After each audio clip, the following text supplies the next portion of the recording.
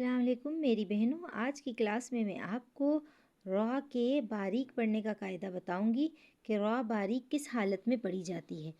اب یہ دیکھیں آپ کے سامنے ایک مثال ہے۔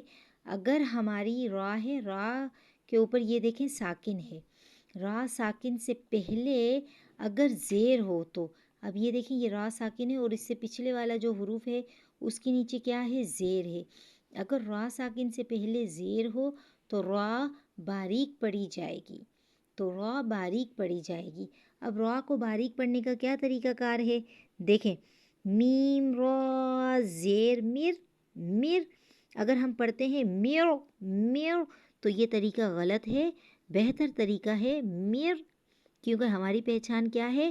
را ساکنہ، را ساکن سے پہلے والے حروف کے نیچے اگر زیر ہے تو را باریک پڑھی جائے گی۔